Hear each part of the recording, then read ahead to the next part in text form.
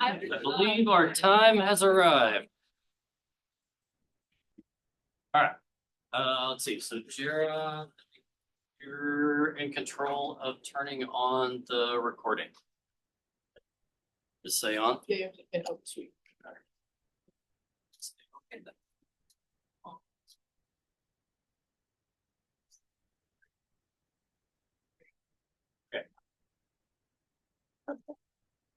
So what are we doing here? What we're gonna do is talk about how you end your career at UGA, which is something you actually want to do. We want you to do that. Okay, so we'll talk about goals, we'll get into that. We're gonna talk a good bit about your dissertation defense requirements, size, structure, timing. And then the next phase of your career, just a little bit, sort of as much as we have time for. All right. The thing that I am going to say is faculty members who may be zooming in, you can probably very safely zoom out and use the time elsewhere, but we will make the slides available. There are likely some nuggets on there that are worth 5 minutes of reading. The slides are also going to be available for all of you so that you can go back to them and say, where was that website? And you'll have the links to them. Okay, so those will be reasonably valuable. I also tried to make these slides semi-generic to any program at UGA. Okay, so you should feel free to, pass them along to your friends if they're interested, you think this might be valuable. All right, so why are we here? Short answer is you asked for it. Actually, maybe some of you asked for it. And really, if I'm really serious about this, well, at least one of you asked for this. Okay, so UGA has this whole program on Grad First. So we're helping people to be able to launch, right, into their career at UGA, but we need something to help you stick the landing at the end. Okay, we sort of leave it to your own devices to figure out what happens at the end. This is, my attempt to help you get through that last little bit so that you can get to that great landing. And part of the issue is that while you're in that last year of your PhD, a lot of times it's going to feel like this, right? I was in the last year of my PhD for about 3 years. Okay, so I get it. I've been there, done that. I'll try and sprinkle in some advice of how to move through things, but you should feel free to ask me things as we go along, because I guarantee you, if you have questions, so do other people in the room.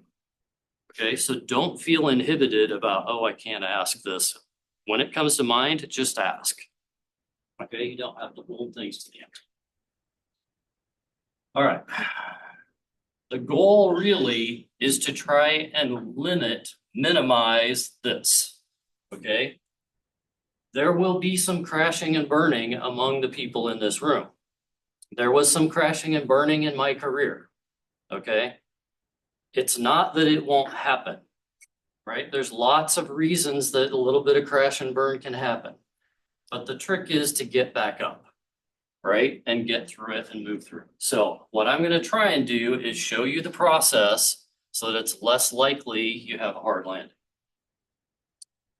Okay, so let's talk about the dissertation, right? We're going to talk about what's required, the size, the structure, the function, give you an idea of where the templates are, where the examples are, how you can go from, oh, I have this idea to no, I have a finished product. I'm going to do a little bit of the same thing about your defense. I'm not going to get nearly as deep into the details there. And then post-defense, again, I'm going to give you some nuggets to think about as you're getting through the process. Okay, so first words of wisdom. The graduate student handbooks are your friends. everything you need to know, the rules, the deadlines, what you really have to do, it's in those handbooks. You can use the handbook in which you entered or any handbook thereafter. So if the requirements have changed over time and you're like, hey, I want to do this one, you have to move to an entire whatever is given in a handbook. You can't mix and match among them, but you can pick any handbook you wish. Okay? Truly, download it, look at it, follow through the procedures. Jan and April have spent a lot of time on the IOB handbook. It is your friend. Number two is that there are a lot of recent updates to the UGA grad school website. They are also your friend. They're quite good about explaining the process to you and how you march through things. Okay, so again, I'm giving you the web link so that you can always go there. It may be in a year or whenever they'll change the link, but if you Google around with the words that are on these pages, you'll be able to find them. One of the most important things you can do is you scroll down on that same web page and you find where are the templates. If you click on that link for the templates, it will give you a bunch of options. My suggestion to you is just pick the first one. It's standard 1-inch margins with a standard Word format. Okay. If you want to use latex, there is a latex template that you can use. It's up to you. Whatever makes you most efficient to get through the process. Okay, and I'm going to show you what the process is, so that might help you choose one format versus another. In these templates, they literally have the click here, do this directions. Okay, so if you have that template and you have an example, it's very quick. Well, it's very straightforward to go through and create your own dissertation. Okay, it's not super fast, but it's very straightforward. Okay, so what are the things that are important? The title to your dissertation will be by far the most read portion of your dissertation. I encourage you to think carefully about what that title is, as opposed to, oh no, I have to submit this tomorrow and I'm just going to slap together something. You should start, basically as soon as you enter candidacy. What do I think my dissertation is going to be? What are those chapters? What's a title that encapsulates that? So it communicates to my future employers 20 years from now what my background and values were. Okay, so put some intellectual effort into your title. Similarly with the abstract, the next most read portion of your dissertation will be the 350 words or less that you are allowed to put into the dissertation abstract. Write it once, set it aside, come back to it again weeks later. Okay, give it time to incubate and get good. Okay, because again, out of your entire dissertation, title, abstract, that's what people are reading. Okay, because they can find them easily online. Okay. Get recent examples from people in your group, ideally, right? If your group, if your advisor hasn't been at UGA for very long, get examples from other folks who are working on similar things. These will be your best friends. You can also download examples from the library. Every dissertation that's submitted at UGA goes to the library. You can search it, you can download it. Download and read what's called the style manual. Those are the directions and rules about what the dissertation must contain and how it must be formatted. Okay. If you want to find examples at the library, here is your entry point to that. Okay, again, can be semi-tricky or trickier than you might think to find that. Here it is. Similarly, get the style manual, right? So on the left is that same top web page that we started with at the grad school. If you find that where that little box is, right, that's the style manual, which is otherwise known as the Student Guide to Preparation and Processing, theses and dissertations, okay? That has everything you really need, okay? You don't have to be an expert in everything that it says, but again, your handbook and this document, those are the rules. If you paint inside the lines that they are giving you, right, then you win. It is also recently updated, right, from May of 24. So it's got everything is current, it's laid out pretty well, it's reasonably easy to find the information you need. Now we're jumping back to that template document, okay? So there's a bunch of stuff in the front matter that you have to put together, and again, it's click, follow the directions. If you look at a reasonable example, you can get through it. This is the meat of what you need to have, right? This is the table of contents that's pointing toward the real, the meat of your dissertation. All the other stuff mostly are things that you want to minimize your time on other than the title and abstract. The rest of it, just get through it as quick as you can, okay? All right, so what are the actual chapters that you need to have in your dissertation? Chapter 1 must be, and it must be titled, Background and Literature Review. That is a requirement that's in that style manual. Okay. Your goal, ideally, if you're more than a year away from defending your dissertation, is to start writing that now as a review paper that you can submit somewhere and that it can attract citations to your body of knowledge. You are going to be at an apex of your understanding of the literature in the field in which you're working now or soon. You want to capitalize on that knowledge. It's fine to collaborate with your advisor, with someone else at a different university, and write a really good review paper. If you have time, that's the goal. I always tell my students that's the goal. About a quarter of them actually get it done. Okay, so it's pretty hard to do is what I'm saying. And many times it doesn't work out. But if it does, it can actually be a career helper as opposed to, oh, I need to spend a bunch of time on this thing that no one else is ever going to read. Okay. Right? If it's their own timely can be highly cited. Don't leave it to the last minute. It will take longer than you think. Okay? Think weeks, not days, to put this together. Okay? Maybe even months if you're writing a good review paper. Okay, the data chapters, chapters 2 through 4. The goal here is to write the equivalent of 3 full-length papers in your field of expertise. Okay?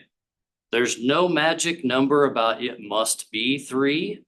My wife wrote 1. It was a 90-page monograph when it was published. It was 90 published pages. Okay? So it can be any number. It could be 5, it could be 7, right? Of shorter things that added together are the equivalent of 3 first author papers. Okay?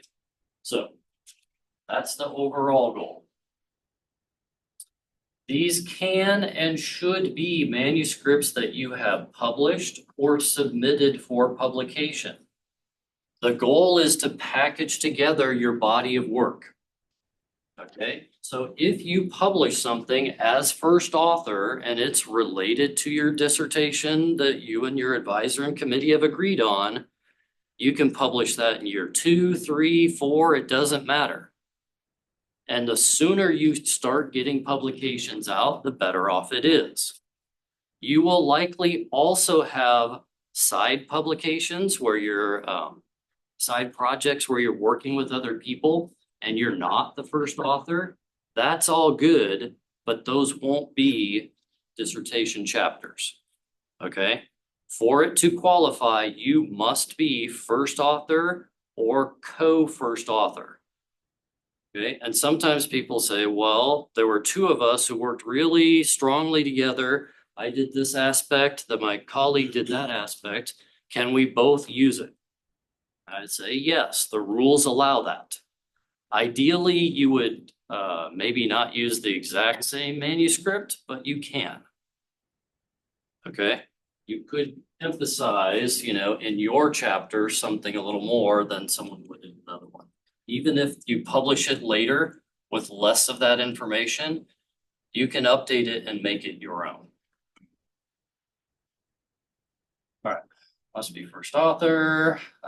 Before submitting for publication, you should circulate a copy of this manuscript to your committee members.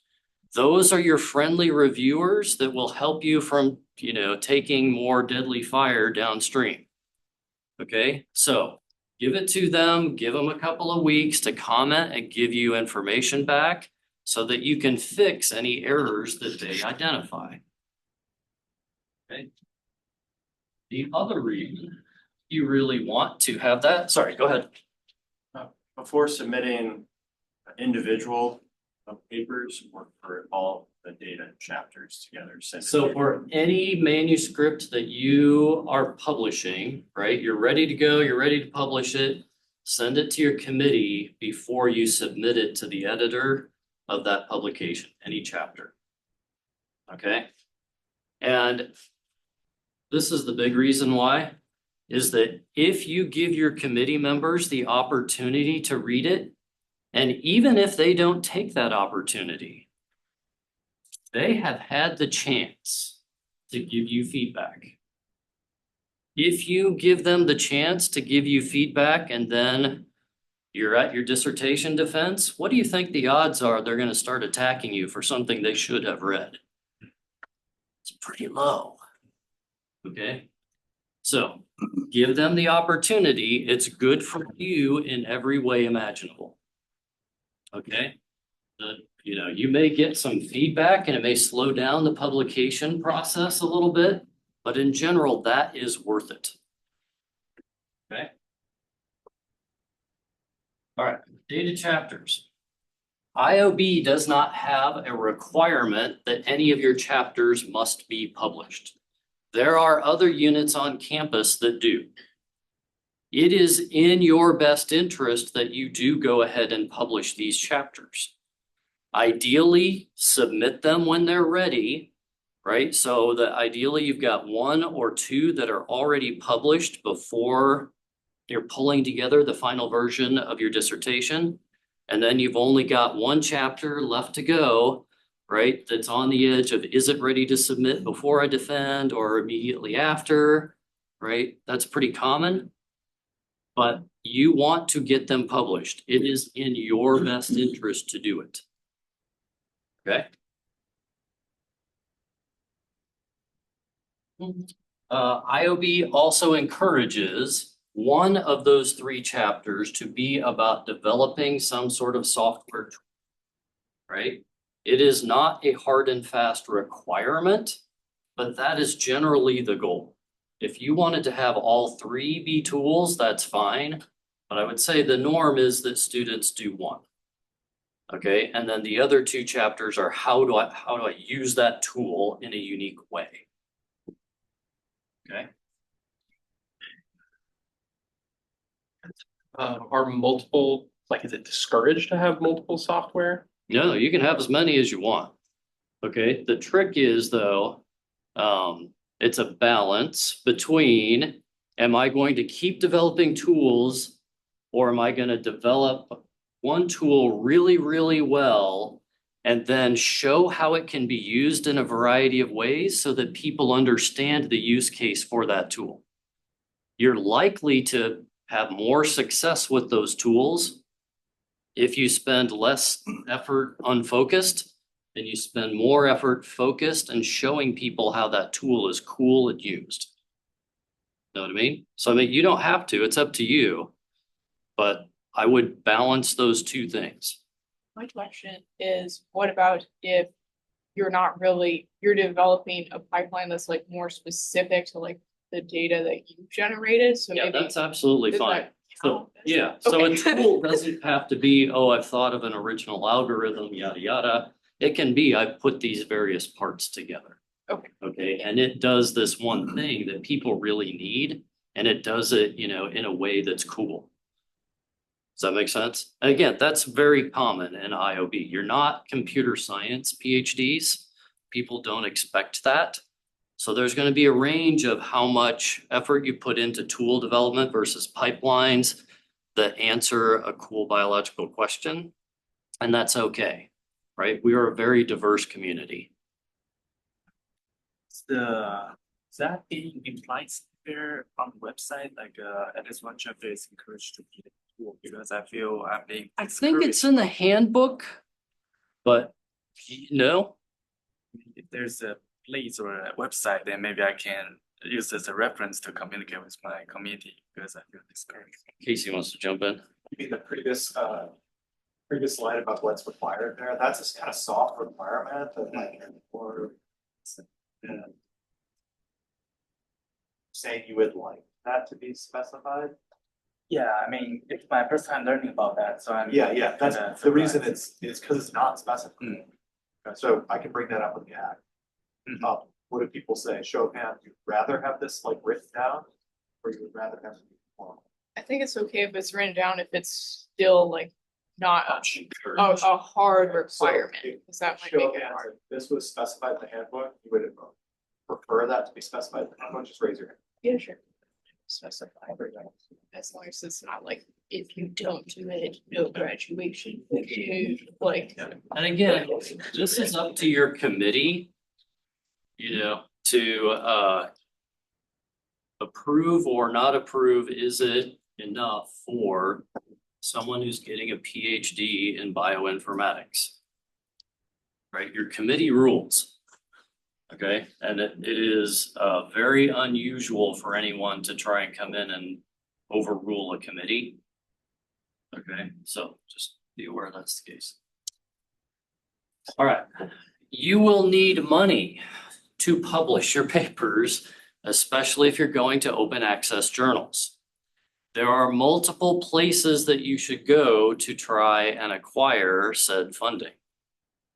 Number one is that you should go to the library because we have agreements. UGA has an agreement with Wiley and other publishers that if you submit into their journals, they will publish it open access for free. Okay, free to you. UGA pays big bucks for that agreement. Okay, there are also limits, annual limits on how many manuscripts can be allowed. At least that was the case last year. I don't know if that's the case this year. I assume it is. So you typically want to make sure that you're early in the fiscal year, which starts July 1st. You know the answer? Or you have a question? Okay. Is it, they have only a specific number of papers can be published per department or Per journal. So they've set aside, they've paid, hundreds of thousands of dollars to Wiley to acquire the publications and to get publication rights for open access. And Wiley is assuming that there's a cap on how many, publications will go into those slots. Okay, and again, I haven't found that to be limiting, but if you're trying to get something submitted in April, you're coming up on the end of the fiscal year, and so that may be a block for you. Okay, just so you know. All right, other places. So the grad school has, or at least had until last year, partial funding available for publications, right? There's a little thing kind of like travel funding. You go apply, give them a paragraph or two, apply for that, and it's several $100s that helps towards those fees. Your advisor likely has some publication funding set aside with their grants. So if you're on grant funded research, they usually have some that's available there. IOB also has some funding available. Typically, do you know how much open access fees are for a journal like PNAS? Like $10,000 for like nature. Yeah, so it can be pretty steep. It's 5,000 for a lot of stuff. Okay, so oftentimes any one of those funding buckets isn't gonna be enough. But if you do the stone soup model and put things together, right, you can get to the number you need. Okay? All right. All right. If it has been published, you will need permission from the publisher to use the exact same copy in your dissertation. And I don't mean, you're gonna take the PDFs and do screen captures and paste them in, but you will use the same figures most likely. And that's really what that's what you're getting permission for. It's more or less a formality. The publishers, I'm unaware of a publisher ever saying no. Right? In 30+ years, I've never heard of a publisher saying no. Okay, but you do have to ask them. This is a question about publications, but do you give the publisher the rights to that paper and those figures? That is generally the case. When they publish it, there will be a form where you are giving them the copyright to that exact layout and text and figures of that publication. And you're paying for the privilege of that. What happens if you want to include a chapter in your dissertation and it's a paper that's like currently in the process of submission? Yep, no So problem you at all. ask or- Yeah, okay. no, you don't have to ask in that case. That's basically understood. You can also, instead of using the final published version, you can go back to something that's slightly different, an earlier version, and then in the same way, if you have changed out the figures, so they're slightly earlier versions, you don't have to ask for permission to that. You can also use, so if you are submitting a preprint onto bioRxiv, that's a pretty good copy. You can just put that right into your dissertation, right? And then if it goes on and gets published after, you've gone through review, made minor revisions, yada, yada, then you don't have to worry about anything else. Know what I mean? And it's up to you which of those versions you want to use. Well, it's up to you, your advisor, and your committee. So let me jump in on that. I would recommend doing the pre-printing and then selecting the Creative Commons option, which then gives you perpetual rights to use it. Okay, and then you can put it in uses without having to ask for permission. Okay, might be, because Travis said, a just prior version of the final version. For your thesis, it's going to be sufficient. Yeah, if you do that as a part of the chain of production with one flag, because I'll ensure later on.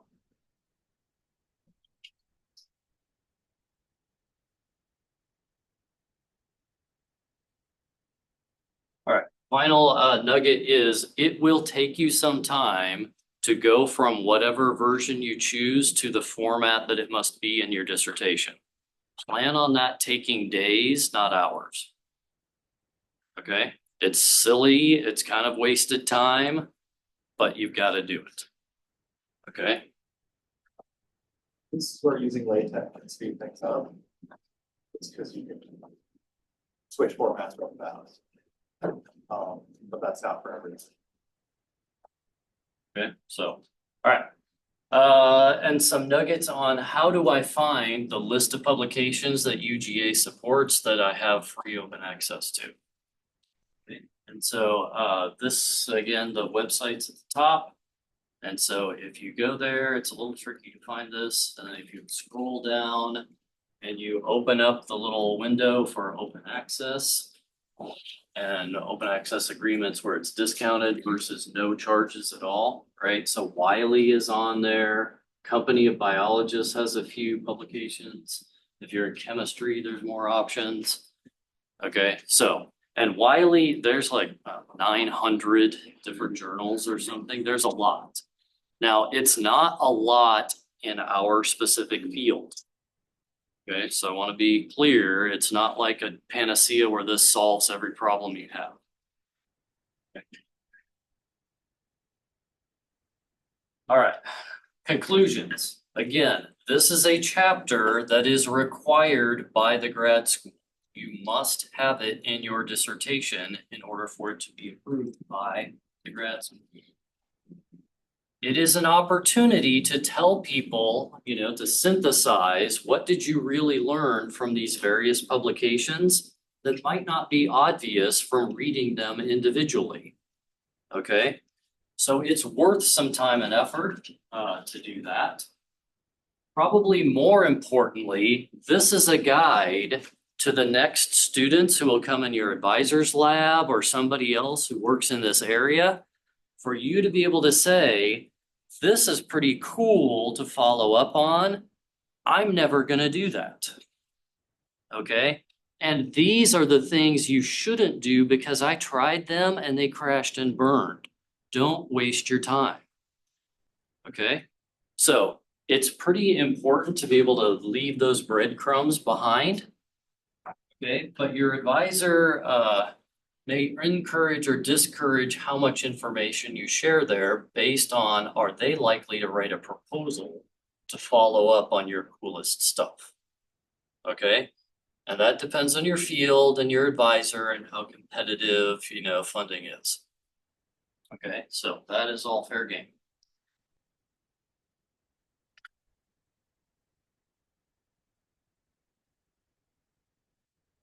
It pained me to write that bullet point. I also laughed because it's so true. Okay, so don't overinvest in the conclusions chapter. It is important to you and your group. Most of these things are only a few pages long. Don't overinvest. Okay. All right. And even though I've provided you with limited motivation to work on this, try not to leave it to the last minute because you want to think about really what are the breadcrumbs that you want to leave behind. Okay. And if you wait until, oh, my dissertation's due in, you know, 2 days, what you write is not going to be so great. It's going to be a total waste of your time. Okay. Gonna happen there, Travis, a couple things. And maybe you'll speak to this about working with your committee to make the plan. Or just Go ahead. Okay, so it's really important in your last committee meeting before you do that to like lock down what the plan is for your thesis structure as best you can. Okay, and that's one is you know what to work towards. The other is so that you basically have their prior agreement to what the thesis structure should look like when it finally is submitted, so there's no surprises. And then lastly, also to prevent, let's say, any last minute changes, let's say by your supervisor, who's like, we're gonna stuff something else in here, but no, your committee's agreed to this plan. If you're gonna work towards that over the next meetings. It's really, really crucial in that last committee meeting. Like make sure that like everyone blesses the plan, okay?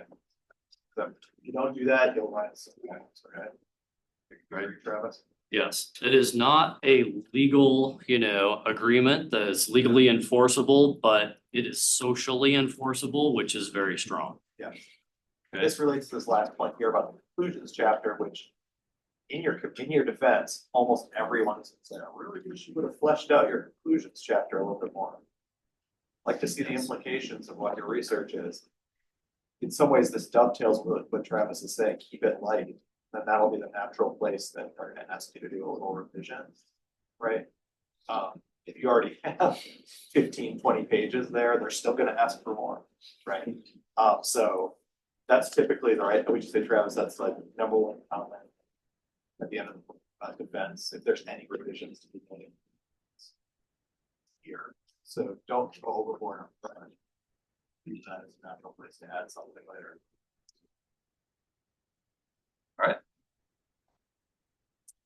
Deadlines. So again, this is for the fall semester, which I understand most of you are not graduating this fall, but it illustrates the general gist. Okay, is that relatively early in the semester, you have to apply for graduation.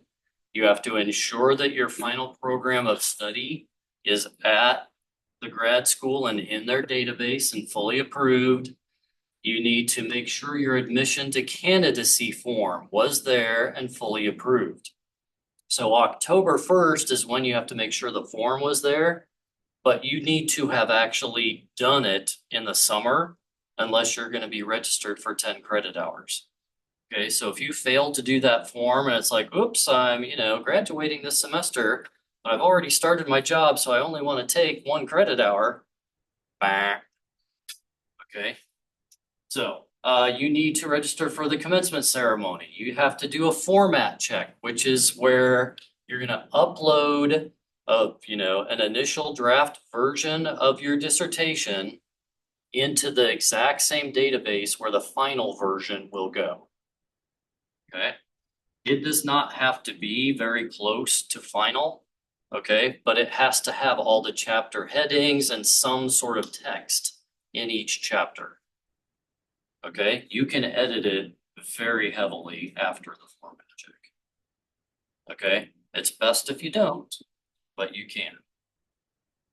You also have to have a final defense form and electronic dissertation approval, right? November 20 is when the finished final version is what you're uploading to the database. Okay. If you miss something, right? It's like, oh, I've got all these deadlines, yada, yada, yada. I've missed something. The grad school gives you a little bit of grace that if you figure that out, they flag it, they email you, hey, you missed this form. You've got until December 6th to get that last form you missed, right? If you missed, I didn't submit my dissertation on time, likely to make you wait. Okay, you won't graduate officially in December. Okay. Then there's the super double secret probation deadline, okay, which is I didn't quite get everything done. I maybe missed this final thing. If you have everything done by January 6th, you will officially be done. You've completed everything. They'll write you a letter that says you're done. You don't have to pay any fees for the spring semester. But your official degree will say spring 2025. Okay? Does that make sense? Right? And if you wait until January 7th, then you have to pay fees for the spring semester. Okay? All right. How do I determine when I set the date for my dissertation defense? Start with that final approval deadline and work backwards, right? So if you have to turn in the very final copy, November 20th, set your defense at least 2 weeks before that. So that when you have your defense and the committee tells you they want you to change these things, you actually have some time to do those things. If you defend on November 19th, you're telling your committee, I'm not going to make any changes. Or I'm going to graduate next semester. Okay, your committee will choose the latter for you. Okay, so 2 weeks, more time is better. Okay, you must notify the graduate school at least 2 weeks before your defense so that they can put it on the university calendar. So that anyone at the university who wants to attend your defense has the opportunity to do that. Okay? Do not miss that deadline. Okay? You must tell April and she will tell the grad school. Okay? It's not you telling the grad school, but you have to let her know. That's what I was. Okay. That's it. So you have to have your title done, decided on way before that. Okay, Right. Just also recognize like the spring semester especially, you're not the only one graduating and people on your committee are gonna be probably on several other defenses. So I would set these timelines even earlier in terms of in your mind. Because then you'll be able to get your committee together. Yeah. Wrangling your committee is another thing in all of this, which is really tricky to do. So don't go grocery shopping on Sunday afternoon with everybody else. But just go a little earlier, right? And you'll get a yes from all your committee, right? But if you wait till this last minute, their schedules are gonna be maxed out and you'll be trying to thread the needle and you may really push the deadlines in a way that you don't want to. So give yourself more buffer and recognize, especially in the spring semester, to give yourself more buffer to make it easier for yourself. yep, and to reinforce what Casey's telling you, right? So if your plan was to, defend this semester, you should have had your final committee meeting either in the summer or the end of the spring, right? So that you go through your dissertation chapters, everybody's on board with what you have to finish. You should have either scheduled the date at that meeting is the easiest time, or you should be scheduling it now for November. Okay? 2 months in advance to try and get 4 or 5 PhDs all in the room at the same time. Okay? If you're less than that, it is harder and harder to do. Okay? Especially the closer you get to that 2-week deadline. And the closer it gets, the grumpier committee gets. Because if they're having to reschedule their schedules for you because you're last minute, how does that impact their attitude towards your defense? Right? You gotta think of this as a social dynamic, right? So really give people as much runway as possible and they'll be on your side. Okay, similarly, for when do you give your committee your dissertation? Okay, in general, most programs require 2 weeks or more. IOB is 3 weeks or more. Okay, that's in your handbook. Now, what does that mean? What I would do as your chapters, your data chapters get done, float those to your committee so they've seen them, right? You can make a Dropbox or OneDrive folder where you're uploading stuff, give people access to that folder so they have the opportunity to read those chapters when they can. Almost none of them will. But if you have given them the opportunity, then that's on them. And they, again, socially will be unlikely to blame you for not reading it. Okay, if you wait to the last minute and make them wait, then they will be grumpy and socially now they can put that on you. Okay, don't accept the stink. Okay, keep it off of you. All right. All of this is occurring in your real life. Okay, we understand you are juggling many, if not most of these things and probably more. Okay, we get it. We've been there. Okay, so what you have to do, right, is sort out what am I doing? How can I prioritize with blocks of my time to get things done?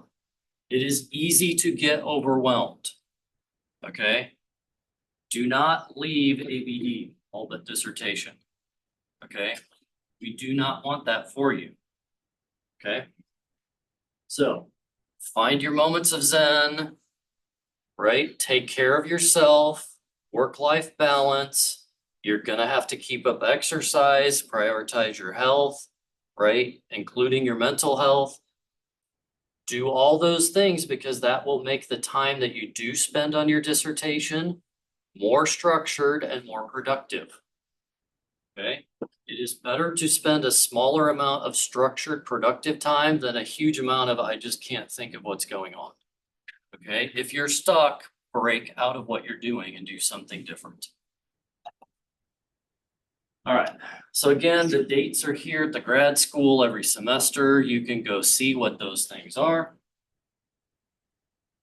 You need to make sure that you are in sync with your advisor. Your committee is going to look to your major advisor to understand, have you met their expectations? Okay, so you need to be in sync with them as best you can. You need to be in sync with your committee, like Casey was talking about with have that meeting the semester before, they are also there to help you if you get stuck in a disagreement with your advisor. That is common. Okay, your committee will generally only solve things in a gentle way that it will not be as urgent to the committee as it is to you. Okay, so understand that that is true. If your committee doesn't give you the help that you need, then Jan is there as someone to talk to. April is someone you can talk to. If they can't solve it, they'll come to me. Okay, that is the way it will progress.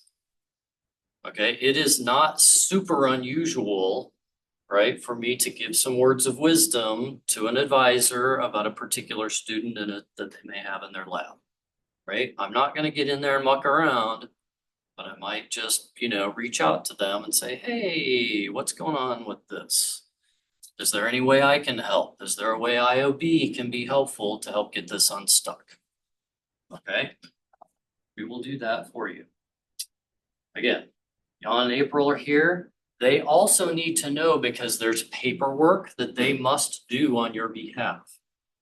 So if you're off here doing stuff and they don't know what you're doing, you're going to miss deadlines because you cannot do all the paperwork that must be done. Okay. Similarly, Sandra has to be in the loop, right? Especially for what your end date is.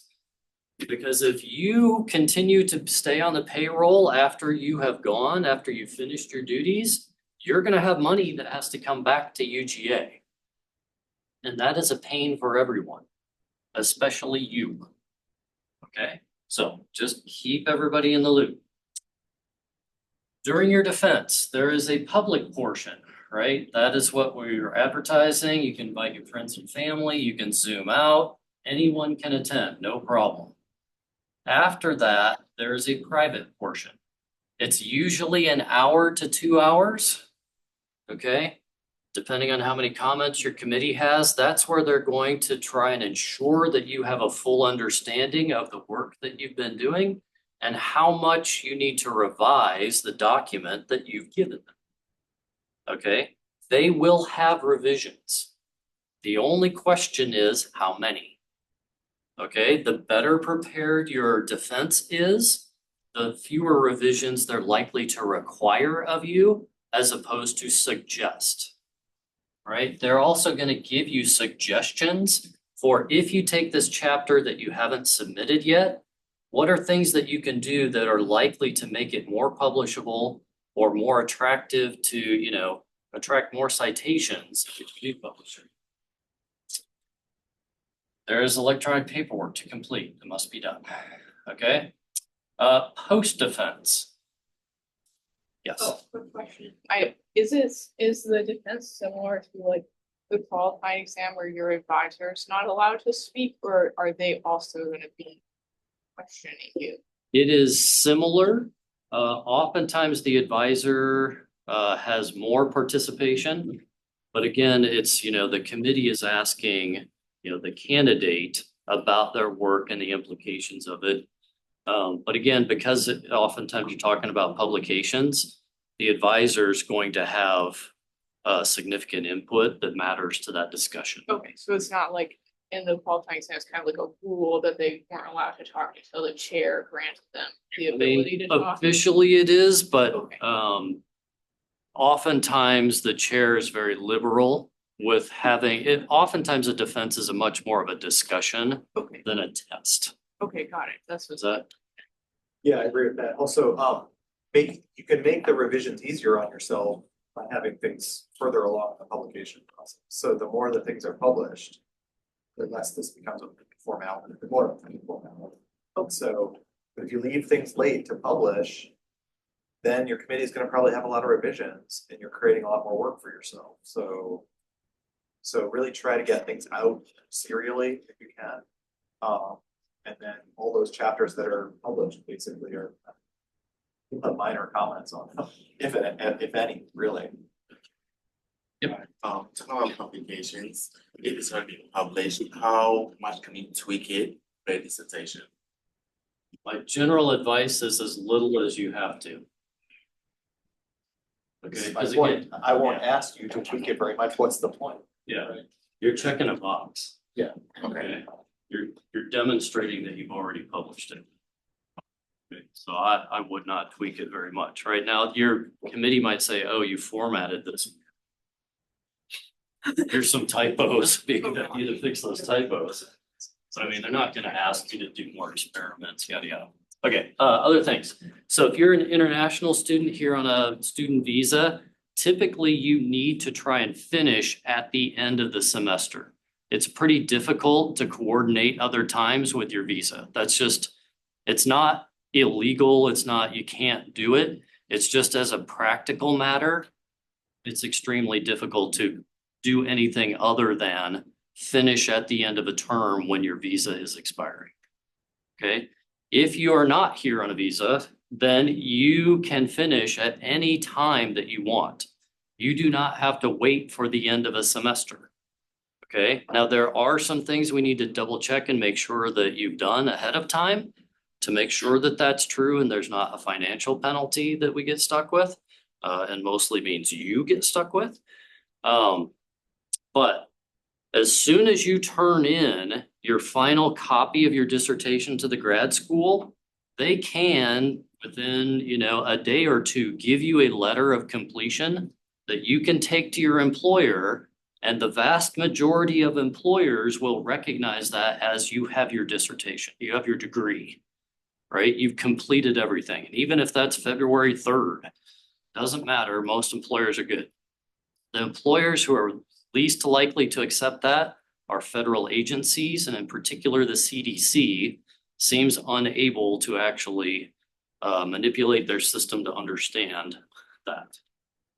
Okay, so just be aware there's some variance there. We're late, so I'm gonna keep moving. All right. If you want a hard copy, you probably want a hard copy. Your parents might appreciate a hard copy. It's polite to ask your advisor if they want a hard copy. Don't be surprised if they say no. Okay. Probably everyone else in the world is completely happy with the PDF version. Okay, so don't overspend on hard copies, but if you want one, there's 2 easy buttons that you can hit, including going to the Tate Center. It's 30 or 40 bucks a copy. For a nice, if you're gonna get one, just go ahead and get the nice hardbound one, is what I would tell you to do. But it's, again, it's up to you. But don't go crazy with hard copies. People want the PDFs. All right, so there's lots of folks to thank. These are always community efforts. I appreciate Casey being here and giving us some more input. If you have more questions, I'm happy to try and address them. So I guess one thing that's always been a little confusing to me is like, at what point would you recommend people start looking for their next job? Because I feel like depending on what kind of job it is, it could take a really long time. So in general, start as soon as you can, right? There's never a time that's too soon. You can go to the Career Center. They do services for graduate students in addition to undergrads. You can look for job opportunities using Handshake, which is through the Career Center. It is actually really good. It's probably where we will point all of our internship and employers who want to do job postings. We're going to point them to Handshake. Is that seen as, would that be viewed as impolite to your PI if you start looking at No, job? you should coordinate with them, right? You need to be clear about what that is. Oftentimes when you need to be getting serious about it is when you're a year out. Yeah. And when you get really serious is I've had that committee meeting to talk about my defense and these are the things going in my dissertation. That is the point at which you should be applying to jobs. right? Depending on what they are. So a lot of postdocs and things, they're looking 3 to 6 months out. Okay, so if you're a semester ahead and applying, that's all good. If you don't already have your CV and some cover letters and yada yada already written, those you can be doing throughout your career. Because you don't want to be writing the first draft of your CV and cover letters when you're, 3 months from graduating, or, oh, I've defended my dissertation. Okay, I'm gonna say, Jarrett, can you turn off the recording?